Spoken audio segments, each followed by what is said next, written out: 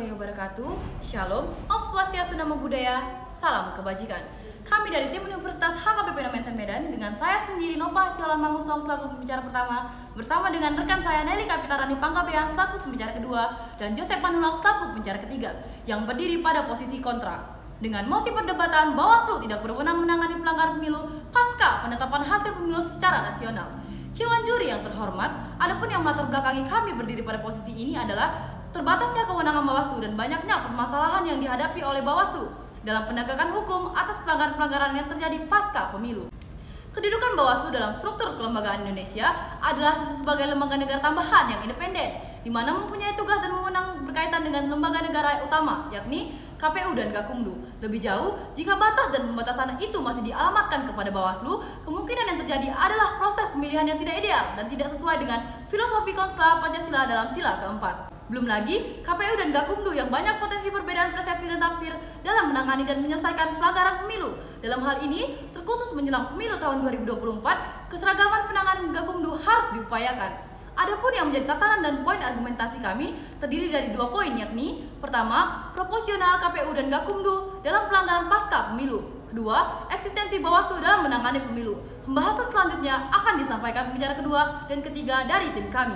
Dewan juri yang terhormat, yang menjadi salah satu poin berpikir kami dari tim kontra yakni kurang tepatnya proporsi pembagian kewenangan antara KPU dan sentra Gakumdu. Jelang pemilu 2024, kinerja sentra Gakumdu dan KPU perlu dipertajam agar lebih solid lagi serta perlunya peningkatan forum diskusi untuk mencari persamaan pemahaman penanganan tindak pidana pemilu sekaligus mensiasati kelemahan regulasi.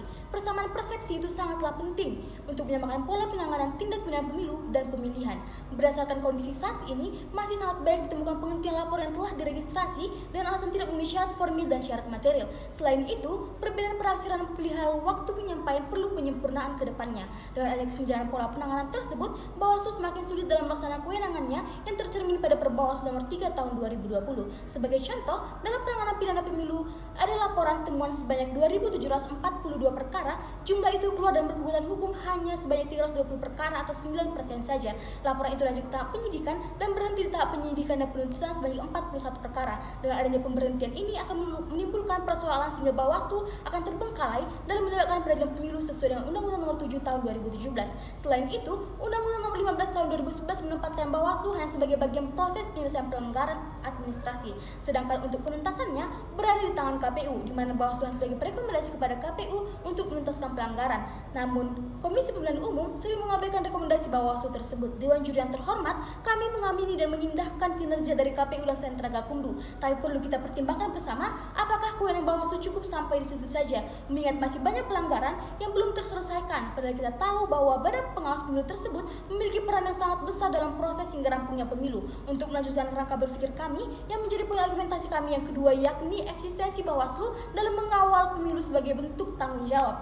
Kinerja Bawaslu terhadap publik, maka penting adanya kewenangan yang lebih kepada Badan Pengawasan Pemilihan Umum untuk melaksanakan ekspos seluruh hasil pengawasan pada semua tahapan. Hal ini dilakukan agar semua lapisan masyarakat dan stakeholder mengetahui secara utuh kerja-kerja pengawasan yang telah dilakukan. Maka dengan itu, kedudukan Bawaslu dalam proses pemilihan umum sangatlah vital. Karenanya, tidak sekedar menjadi perlengkapan dan aksesoris demokrasi belaka, namun Bawaslu memperlihatkan eksistensinya dan sebagai sebuah institusi ia telah menunjukkan kinerja strategis, tidak menjaga kredibilitas dan marwah lembaganya. Untuk pembahasan selanjutnya akan dilanjutkan oleh pembicara ketiga dari tim kami. Dewan juri yang terhormat, untuk memperkuat argumen dari rekan tim kami menyimpulkan bahwa kami tidak setuju jika fungsi dan wewenang Bawaslu dalam menangani tindak pemilu hanya sebatas merekomendasikan. Mengingat banyaknya permasalahan-permasalahan yang tidak ditindaklanjuti atau diproses secara serius oleh lembaga yang bersangkutan.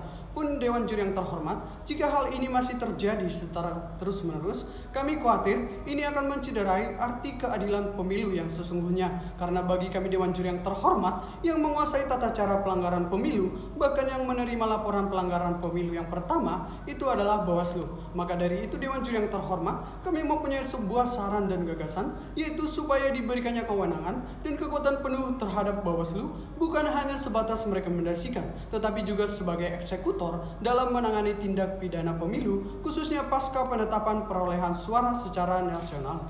Dewan Juri yang terhormat, kami berharap untuk sependapat dan seamin dengan kami, duduk di perahu yang sama untuk menuju pelabuhan yang tetap. Sekian dan terima kasih.